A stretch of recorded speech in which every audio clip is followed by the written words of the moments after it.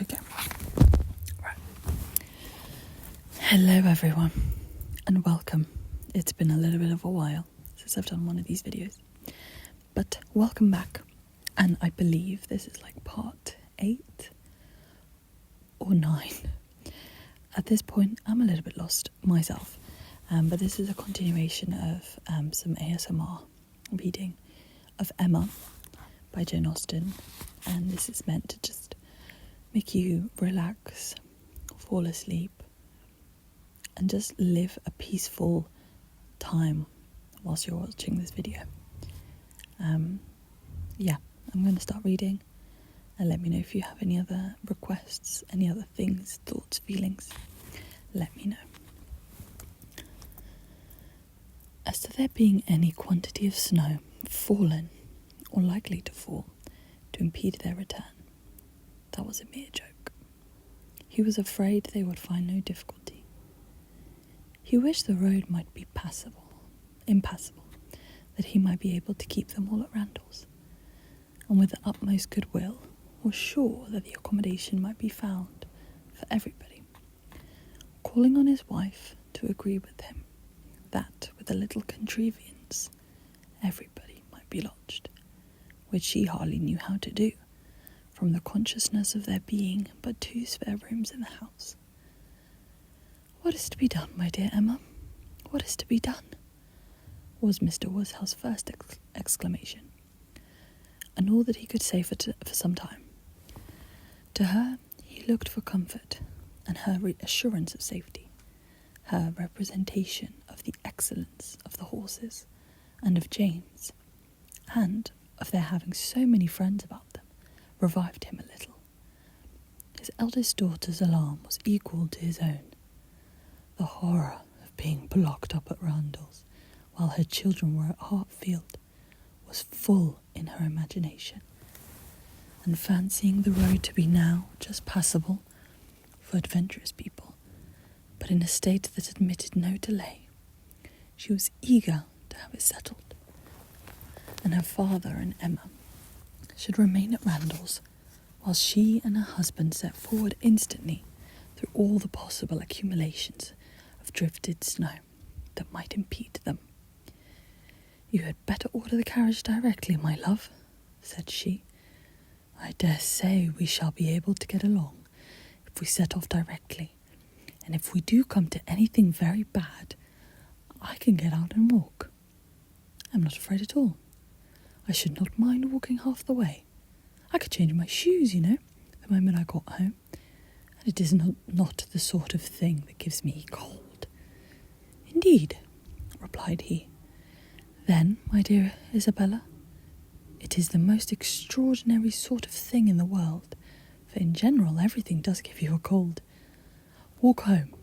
You are prettily shod for walking home, I dare say. It will be bad enough for the horses." Isabella turned to Mrs. Weston for her approbation of the plan. Mrs. Weston could only approve. Isabella then went to Emma, but Emma could not so entirely give up the hope of their being all able to get away, and they were still discussing the point when Mr. Knightley, who had just left the room immediately after his brother's first report of the snow, came back again and told them that he had been out of doors to examine and could answer for there not being the smallest difficulty in their getting home, whenever they liked, either now or in an hour hence. He had gone beyond the sweep, some way along the Highbury road. The snow was nowhere above half an inch deep. In many places, hardly enough to widen the ground. A very few flakes were falling at present, but the clouds were parting, and there was every appearance of its being soon over. He had seen the coachman, and they both agreed with him in there being nothing to apprehend. To Isabella, the relief of such tidings was very great, and they were scarcely less acceptable to Emma on her father's account, who was immediately set as much at ease on the subject as his nervous constitution allowed. But the alarm that had been raised could not be appeased so as to admit of any comfort for him, while he continued at Randall's. He was satisfied of there being no present danger in returning home, but no assurances could convince him that it was safe to stay. And while the others were variously urging and recommending, Mr. Knightley and Emma settled it in a few brief sentences thus: "Your father will not be so easy. Why do you not go?" "I am ready, if the others are." "Shall I ring the bell?" "Yes, do." And the bell was rung, and the carriage is spoken for. A few minutes more, and Emma hoped to see one troublesome companion deposited in his own house, to get sober and cool, and the other recover his temper and happiness when this visit of a hardship were over. The carriage came, and Mr. Woodhouse, always the first object on any such occasions, was carefully attended to by his own Mr. Knightley and Mr. Weston. But not all that either could say could prevent some renewal of alarm at the sight of the snow which had actually fallen, and the discovery of a much darker night than he had prepared for. He was afraid they should have a very bad drive. He was afraid poor Isabella would not like it, and there would be poor Emma in the carriage behind. He did not know what they had best to do. They must keep as much together as they could. And James was talked to and given to charge to go by very slowly and wait for the other carriage. Isabella stepped in after her father, John Knightley, forgetting that he did not belong to their party, stepped in after his wife very naturally, so that Emma found, on being escorted and followed into the second carriage by Mr. Elton, that the door was to be lawfully shut on them, and that they were to have a tete-a-tete drive. It would have not been the awkwardness of a moment. It would have been rather a pleasure. Previous to the suspicions of this very day, she could have talked to him of Harriet, and the 3/4 of a mile would have seemed but one. But now she would rather it had not happened. She believed he had been drinking too much of Mr. Weston's good wine, and felt sure that he would want to be talking nonsense. To restrain him as much as he might be by her own manners, she was immediately preparing to speak with exquisite calmness and gravity of the weather and the night. But scarcely had she begun, scarcely had they passed the sweep gate and joined the other carriage, than she found her subject cut up, her hands seized, her attention demanded, and Mr. Elton actually making violent love to her, availing himself of the precious opportunity, declaring sentiments which must be already well known, hoping, fearing, adoring, ready to die if she refused him, but flattering himself that his ardent attachment and unequal love and unexampled passion could not fail of having some effect, and in short, very much resolved on being seriously accepted as soon as possible. It really was so. Without scruple, without apology, without very much apparent diffidence, Mr. Elton, the lover of Harriet, was professing himself her lover. She tried to stop him, but vainly he would go on and say it all. Angry as she was, the thought of the moment made her resolve to restrain herself when she did speak. She felt that half his folly must be drunkenness, and therefore could hope that it might belong only to the passing hour. Accordingly, with a mixture of the serious and the playful, which she hoped would best suit his half and half state, she replied, "I am very much astonished, Mr. Elton. This to me! You forget yourself. You take me for my friend. Any message to Miss Smith I shall be happy to deliver, but no more of this to me, if you please." "Miss Smith? message to Miss Smith. What could she possibly mean? And he repeated her words with such assurance of accent, such boastful presence of amazement, that she could not help replying with quickness, "Mr. Elton, this is the most extraordinary conduct, and I can account for it only in one way. You are not yourself, or you could not speak either to me or of Harriet in such a manner. Command yourself enough to say no more, and I will endeavour to forget it." But Mr. Elton had only drunk wine enough to elevate his spirits, not at all to confuse his intellects. He perfectly knew his own meaning, and having warmly protested against a suspicion as most injurious, and slightly touched upon his respect for Miss Smith as her friend, but acknowledging his wonder that Miss Smith should be mentioned at all, he resumed the subject of his own passion, and was very urgent for a favourable answer. As she thought less of his inebriety, she thought more of his inconsistency and presumption, and with fewer struggles for politeness replied, "It is impossible for me to doubt any longer. You have made yourself too clear. Mr. Elton, my astonishment is much beyond anything I can express. After such behaviour as I have witnessed during the last month to Miss Smith, such attentions as I have been in the daily habit of observing, to be addressing me in this manner. This is an unsteadiness of character indeed, which I had not supposed possible. Believe me, sir, I am far, very far from gratified in being the object of such perfections." "Good heavens!" cried Mr. Elton. "What can be the meaning of this? Miss Smith! I never thought of Miss Smith in the whole course of my existence, never paid her any attentions, but as your friend, never cared whether she was dead or alive, but as your friend. If she had fancied otherwise, her own wishes have misled her, and I am very sorry, extremely sorry, but Miss Smith indeed, oh, Miss Woodhouse, who can think of Miss Smiths when Miss Woodhouse is near? No, upon my honour, there is no unsteadiness of character. I have thought only of you. I protest against having paid the smallest attention to anyone else.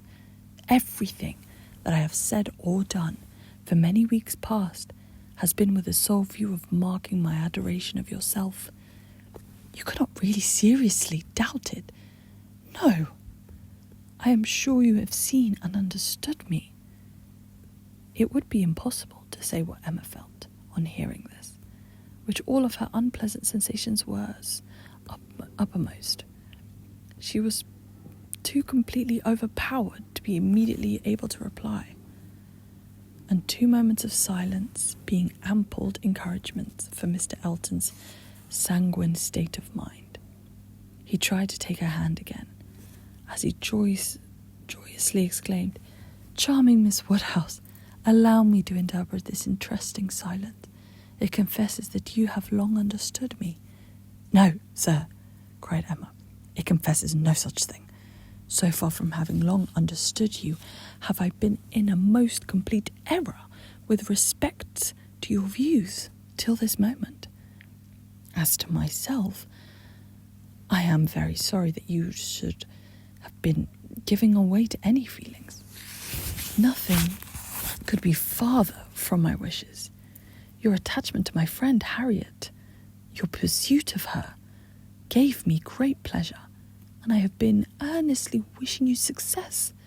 But had I supposed that she were not your attraction to Hartfield, I should have certainly have thought you judged ill in making your visits so frequent.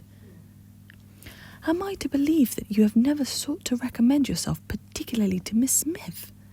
That you have never thought seriously of her?" "Never, madam," cried he, affronted in his turn. "Never, I assure you. I think seriously of Miss Smith. Miss Smith is a very good sort of girl, and I should be happy to see her respectably settled.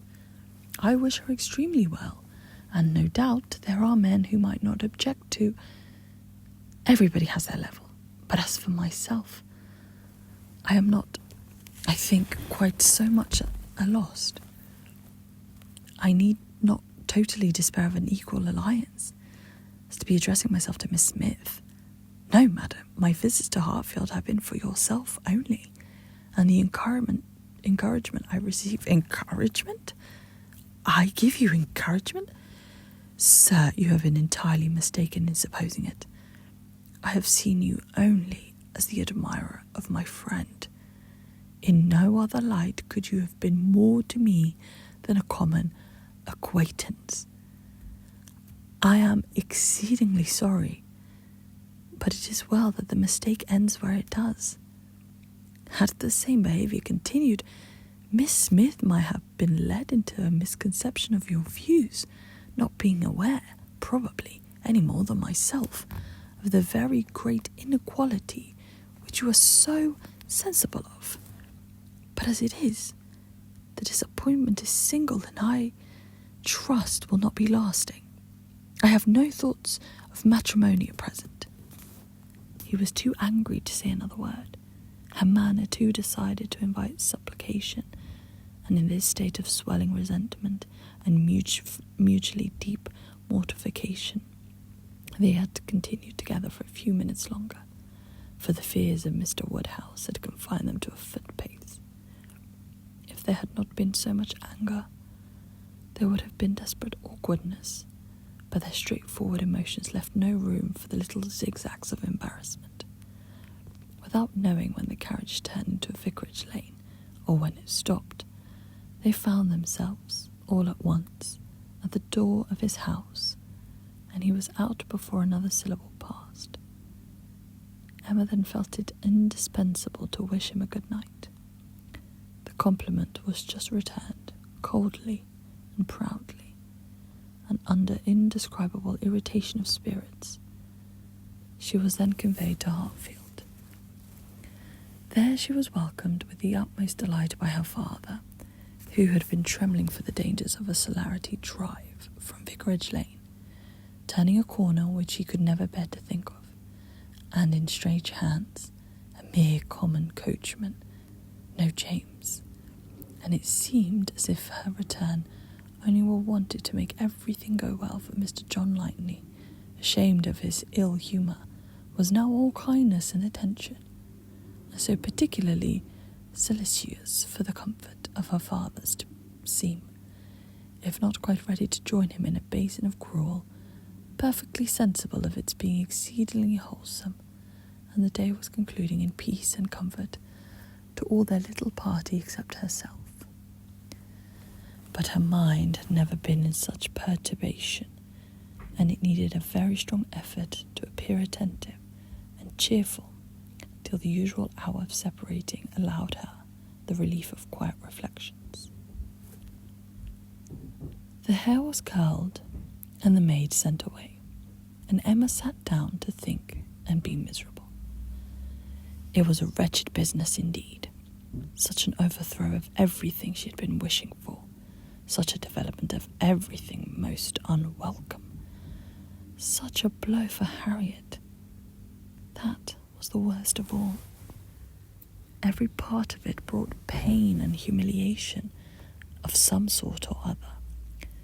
But compared with the evil to Harriet, all was light. She would gladly have submitted to feel yet more mistaken, more in error, more disgraced by judgment than she actually was, could the effects of her blunders have been confined to herself. If I had not persuaded Harriet into liking the man, I could have borne anything. He might have doubled his presumption to me. But poor Harriet, how could she have been so deceived? He protested that he had never thought seriously of Harriet. Never.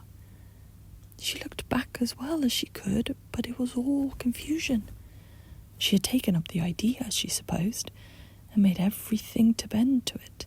His manners, however, must have been unmarked, wavering, dubious, or she could have not been so misled. The picture! How eager he had been about the picture, and the charade, and 100 other circumstances. How clearly they had seemed to point at Harriet. To be sure, the charade, with its ready wit, but then the soft eyes. In fact, it suited neither. It was a jumble without taste or truth. Who could have seen through such thick-headed nonsense? Certainly she had often, especially of late, thought his manner to herself unnecessarily gallant, but it had passed as his way, as a mere error of judgment, of knowledge, of taste, as one proof among others that he had not always lived in the best society, that with all the gentleness of his address, true elegance was sometimes wanting. But, till this very day, she had never, for an instant, suspected it to mean anything but grateful respect to her as Harriet's friend. To Mr. John Knightley was she indebted for her first idea on the subject, for the first start of its possibility. There was no denying that those brothers had penetration. She remembered what Mr. Knightley had once said to her about Mr. Elton, the caution he had given, the conviction he had professed that Mr. Elton would never marry indiscreetly, and blushed to think how much truer a knowledge of his character had been there, shewn, than any she had reached herself. It was dreadfully mortifying, but Mr. Elton was providing himself in many respects the very reserve of what she had meant and believed him, proud, assuming, conceited, very full of his own claims, and the little concerned about the feelings of others. Contrary to the usual course of things, Mr. Elton's wanting to pay his address to her had sunken him in her opinion. His professions and proposals did him no service. She thought nothing of his attachment and was insulted by his hopes. He had wanted to marry well, and having the arrogance to raise his eyes to her, pretended to be in love. But she was perfectly easy as to his not suffering any disappointment that needed to be cared for. There had been no real affection either in his language or manners. Sighs and fine words had been given in abundance, but she could hardly devise any set of expressions or fancy any tone of voice, less allied with real love. She need not trouble herself to pity him. He only wanted to aggrandize and enrich himself, and if Miss Woodhouse of Hartfield, the heiress of £30,000, were not quite so easily obtained as he had fancied, he would soon try for Miss Somebody else with 20 or with 10. But that he should talk of encouragement, should consider her as aware of his views, accepting his attentions, meaning, in short, to marry him, should suppose himself her equal in connection or mind, look down upon her friend, so well understanding the gradations of rank below him, and be so blind to what rose above as to fancy himself eschewing no presumption in addressing her. It was most provoking. Perhaps it was not fair to expect him to feel how very much he was her inferior in talent and all the elegancies of mind. The very want of such equality might prevent his perception of it. But he must know that in fortune and consequence she was greatly his superior. He must know that the Woodhouses had been settled for several generations at Hartfield, the younger branch of every ancient family, and that the Eltons were nobody. The landed property of Hartfield certainly was inconsiderable, being but a sort of a notch in the Donwell Abbey estate, to which all the rest of Highbury belonged, but their fortune from other sources was such as to make them scarcely secondary to Donwell Abbey itself, every other kind of consequence, and the Woodhouses had long been held a high place in the consideration of the neighbourhood, which Mr. Elton had first entered not 2 years ago, to make his way as he could, without any alliances, but in trade, or anything to recommend him to notice but his situation and his civilities. But he had fancied her in love with him. That evidently must have been his dependence, and after raving a little about the seeming incongruity of gentleman manners and a conceited head, Emma was obliged in common honesty to stop and admit that her own behaviour to him had been so complaisant and obliging, so full of courtesy and attention, as might warrant a man of ordinary observation and delicacy, like Mr. Elton, in fancying himself a very decided favourite. If she had so misinterpreted his feelings, she had little right to wonder that he, with self-interest to blind him, should have mistaken hers. The first error and the worst lay at the door. It was foolish, it was wrong, to take so active a part in bringing any two people together. It was adventuring too far, assuming too much, making light of what ought to be serious, a trick of what ought to be simple. She was quite concerned and ashamed, and resolved to do such things no more. "Here have I," said she, "actually talked poor Harriet into being very much attached to this man. She might never have thought of him but for me, and certainly never would have thought of him with hope if I had not assured her of his attachment, for she is as modest and humble as I used to think him. Oh, that I had been satisfied with persuading her not to accept young Martin. There I was quite right. That was well done of me. But there I should have stopped and left the rest to time and chance. I was introducing her in good company and giving her the opportunity of pleasing someone worth having. I ought to not have attempted any more. But now, poor girl, her peace is cut up for some time. I have been but half a friend to her, and if she were not to feel this disappointment so very much, I am sure I have not an idea of anybody else who would be at all desirable for her. William Cox? Oh, no, I could not endure William Cox, a pert young lawyer." She stopped to blush and laugh at her own relapse, and then resumed a more serious, more dispiriting cogitation upon what had been, and might be, and must be.